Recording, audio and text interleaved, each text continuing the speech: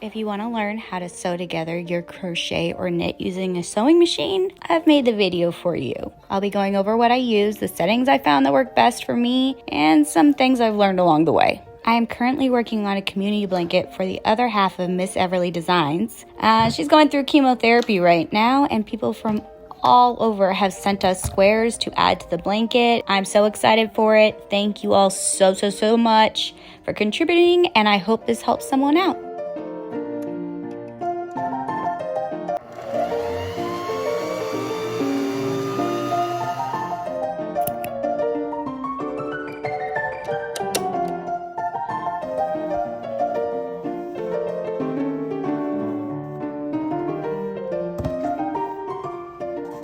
We're sewing these together today. Basically what I'm going to be sewing is right here and right there.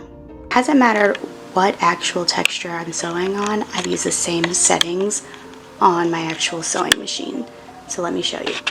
My tension is at a 4, needle position in the center. My width I've been doing at a 6. Length 2, and I'm on a zigzag.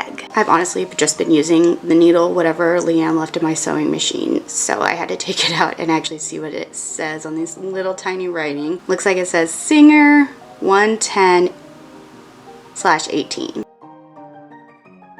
Basically just line it up. Because what this is going to be doing on the wide zigzag is going to be going from one complete side here to over there. Sometimes I have to shove over one just a little bit more. So I move the foot up, go down. And with this one, you want to make sure the white is in there. When I start, I manually pull the knob towards me just to make sure it's hitting correctly.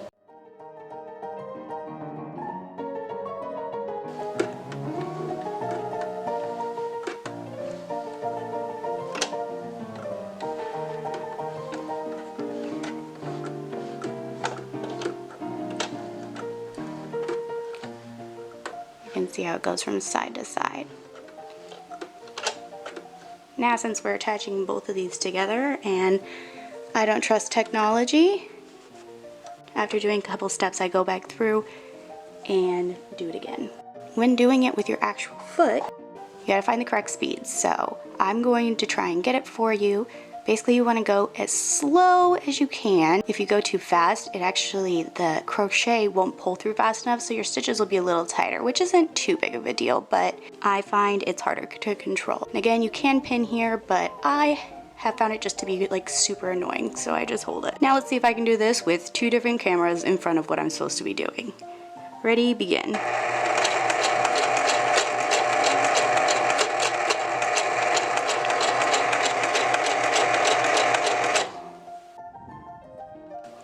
Now the big thing you want to make sure, again, especially with this one with the side, is that the white is in there. Make sure your needle's pulled up.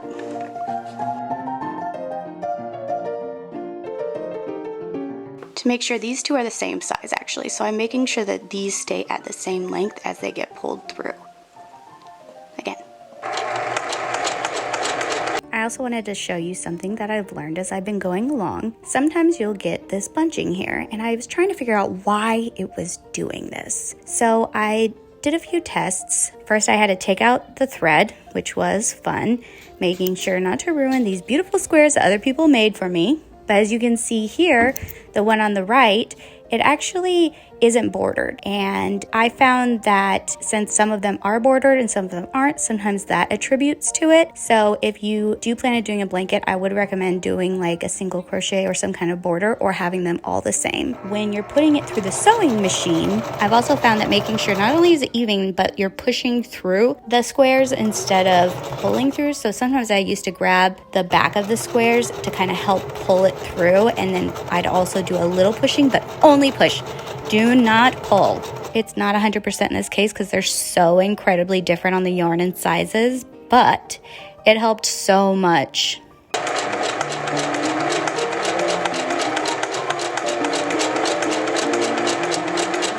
Now to add the next 2 can be a bit tricky.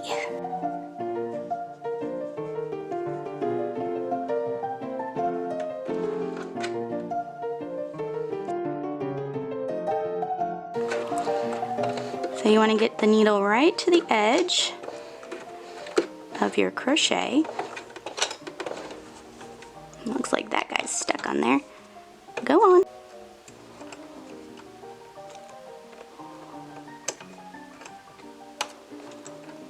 There we go. Pull it up a little bit.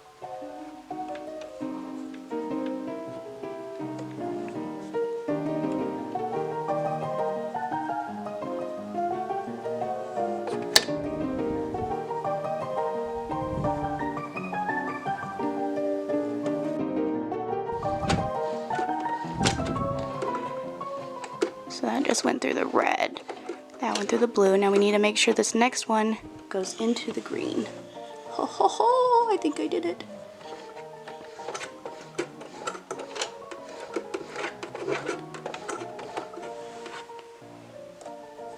Now, you don't have to do this. This is definitely optional. But again, I'm super weird about these corners, especially with these big bulky crochet squares that are all different sizes, so I go through it one more time.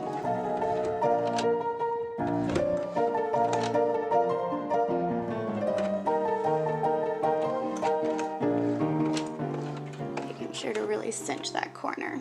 I do it for a reason, because I've definitely had some that were kind of like just dangling for some odd reason. Alright, now I'm going to start my foot pedal again, trying to stay at that same speed, which is literally like barely even touching the pedal. This one on the left is actually, ooh, see, it's going fast. The one on the left is actually knit, and the one on the right is crochet. Alright, we're right at the edge there.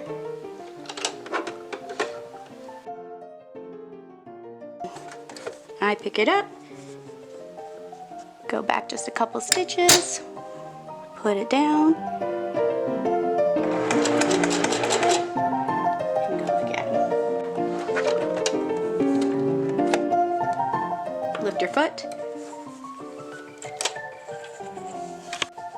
So that's just a nice easy zigzag going back and forth across it. And then the back side looks like that. Makes just such a beautiful line.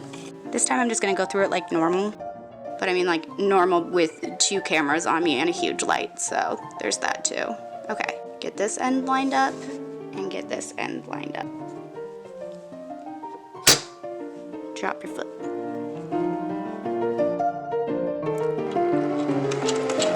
Another tip when pulling through your squares is not only to think of that vertical line, but the horizontal lines. So what I mean by that is when you're pushing it through, make sure the line is vertical going straight into your needle, but also the horizontal lines at the bottom of the squares are completely horizontal as you're pushing it through. This is going to be a big thing as your piece gets a little bit bigger and you're trying to pull it through your sewing machine. Woo! Steady there, boy!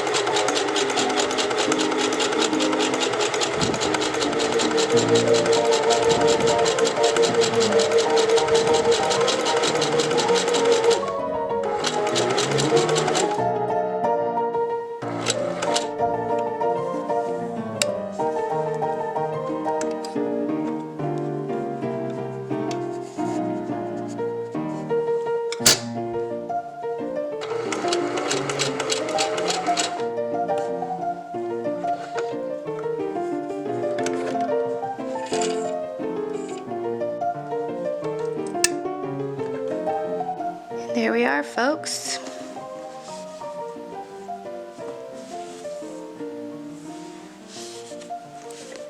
Now I just had to attach it to the rest of this.